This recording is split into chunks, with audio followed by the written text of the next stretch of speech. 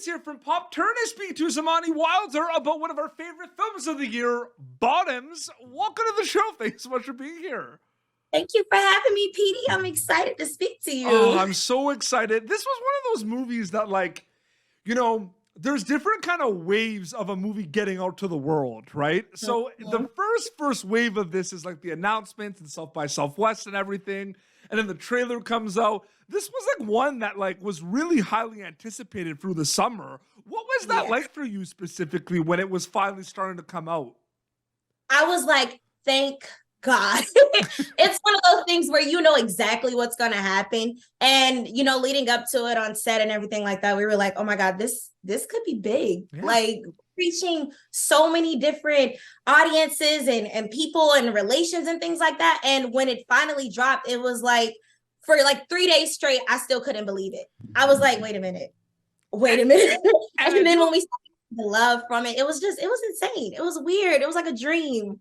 And I find it interesting too, because, a movie like this has so many elements, right? It's a comedy. In a lot of ways, it's a little bit of a rom-com component to it, but it's got like the over-the-top, like, oh my goodness, what did I just watch moments too.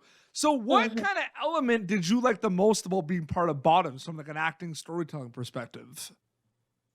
I would say the comedy for sure. Yeah. I feel like every one of the cast and including the directors, we all had our own kind of specific sense of humor, and it kind of just all bundled up together and it made something. But I also like the natural like feel of the love story. It's like something that's very predictable, but like seeing how it played out and the drama mix of it and all the different characters, I think it was just one of those things where it's like, that's what I wanted to happen. It happened. I'm excited. So I'm a sucker for love stories. So that was the thing for me that I was like, yeah.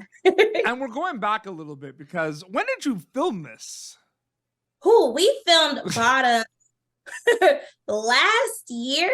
So last year, 2022?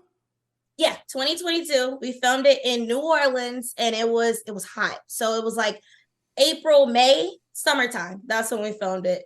And when did you audition for it? Because like we're going back a little bit now, I auditioned for Bottoms in around Christmas time 2021. So yes. It was one of those auditions where like you do it and then it's like, you gave it your all, you forget about it, you move on, you start doing other auditions. And then like ironically around like January, I got a call from my agent. Was like, "Oh, remember you did Bottoms? You booked it." I'm like, "Wait a minute, let me go. Which one did I book?" So it was a pretty like it was a hurry up and wait type of process when we auditioned it, but it got done and it was amazing. And your character has a lot of really funny one-liners. And there's a lot of things like the pep rally is so good. But like, was any of those like one-liners I'm talking about like part of the audition process? No. Okay. Actually, no, none of them. I had to think about it. None of them. Actually, when I first auditioned, I originally auditioned for Sylvie's character, which is played by Summer Joy Campbell, my baby. And then they end up wanting to see me do Annie. And when we did Annie, it was more of like the scene where they started the fight club and I was asking, do we have like rules and we need a supervisor? It was just that. Did I know Annie was going to get vulgar and Annie was going to have these crazy one-liners and Annie was going to flash her tits? No, but it's good that they kept it a secret because I feel like it was like, it came more natural. I didn't prepare. I didn't practice flashing in the mirror or nothing like that. There was just so many lines. And I feel like it's interesting too, because, you go in and it's one of those movies that like, it's like, it was hard. Like I watched a trailer for it and they did a very good job where you know what's going on a little bit, but you don't really know. And then it's just kind of like you find out, self-defense club, fight club. And that's kind of the big component of it. What was that like in like the auditorium scene specifically for you with everyone? Because I feel like those must have been the most fun, chaotic days on set because everyone was in. They were fun. They were chaotic. They were all over the place. Of course, we had to move in like, extras and other characters and things like that. So they were all over the place, but they were fun because in between we got times to sing, dance, talk to other, actors and talk to some of the set and stuff. So those days were the biggest and the longest days. Well, that and the days on the field. But as far as like those days were the longest and they were chaotic, but it all came together because it gave you the real like natural feel of what it's like to be at a pep rally. It's crazy. Everything's going on. It's not just, everybody's quiet and everybody's waiting for a director and things like that. So it was a good little experience. Now listen, we are going to get to the field, okay? We are going to get there, okay? We will get there. I'm excited. Okay? Because I don't know if I was able to process everything that was going on the first time I watched that sequence. Mm-hmm. Did you have a chance to watch it? I did. What was that like?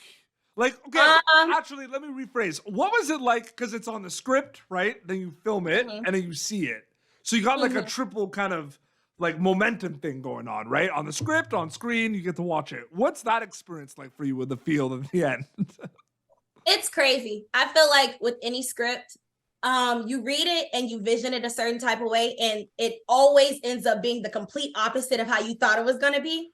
So reading it, it was like we were all prepared, but we also were like, well, things can change. And it was like, well, maybe we're just going to do some like this, that, and the third. And we had training for it. So it was like we were prepared and ready. But when it came to actually being on the field and the blood and the dying and the this and the action and all of that, I think it was more of an adrenaline rush for me. Like I was just excited to just continue to keep doing it, biting legs, like things like that. And then they sprayed us with blood. That was a different experience for me. Because it's like we're trying to fight and do all of this while we got sticky blood on this and we're rolling around in grass and it's getting stuck to our arm. And it took me back to like those days as a kid when we didn't care. And now we're adults and we're like, oh, is it grass in my teeth? That whole sequence is such a reveal though, because it really at times, one could make an argument, Zamani, that whole sequence that comes out of nowhere. It does. It makes no sense. And so I know I get a lot of like DMs and people are like, so like, I know it's a movie, but like, do y'all go to jail? I'm like, what? Because at the end, I'm pretty sure like, oh man, we're getting dark. I'm pretty sure like people die on that field. I don't know, it was like inconclusive, but like they're dead. They didn't move. So like, so how much was that sequence like explained in the script and explained to you? Like, did the actors like know what was happening? It was explained to an extent. I feel like one of the things I loved about Emma is everything was a surprise. And it was like we stuck to the script as much as we could, but also so many ideas was getting thrown in there and it was so many different angles that we could have done it. We've tried it so many different ways. So I think, like I said, we all kind of visioned it one way, but when it all came together and we were filming it, it was like, oh, that's what happened. And it was still a shock. Even us being in it, it was a shock to us. Like even when we went to go watch it at South by Southwest, we were all like. And what are those conversations like though with Ayo and Rachel and Nicholas? Like what are they saying about this? They were just as shocked. Including Rachel. And Rachel was in the writing room. She's a writer. I know. But just seeing it all come together, for all of us, we were like, oh, wow. First of all, we look like some, excuse my language, some badass bitches. We were killing it out there.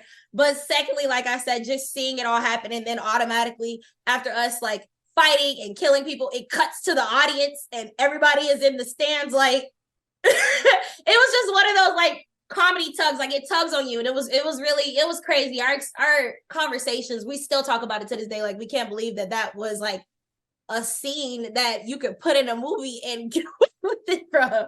The film was getting critical acclaim over the summer in regards to getting kind of compared to some of the best kind of like high school comedy films. That's gonna be very emotional for the cast and crew to read, considering like everything that went into making the movie, right? So like, what was that like, kind of reading some of that and hearing about that? Like, I feel like it's like one of those like, yeah, that's amazing, but I feel like it's pretty emotional to be honest, right? Like, I bet you got emotional. It's a bittersweet type of thing because it's like you prepare yourself to Yep. get those critiques and you prepare yourself to get those comments. But it's also like a lot of these movies that they compare bottoms to, they were inspiration. Yes. And we try our best in every interview or in every, article that we do to give, the props and give the flowers to those films, because if it wasn't for those films, Bottoms Emma wouldn't exist. Yeah. Emma and Rachel would have never got the inspiration to even create something as amazing as Bottoms. So it is one of those like emotional things, but it's also like when you look at the bigger picture and you look at like, okay, when we all, got the script for Bottoms and we all got casted and we all did the table read, a lot of people don't know, but like we watched these movies and we kind of based our characters based off of some of the characters in those movies, and we all got together and we sat in our hotel rooms and hung out and talked about these movies and watched them. So we always give our flowers to those movies, whether people want to compare them or not.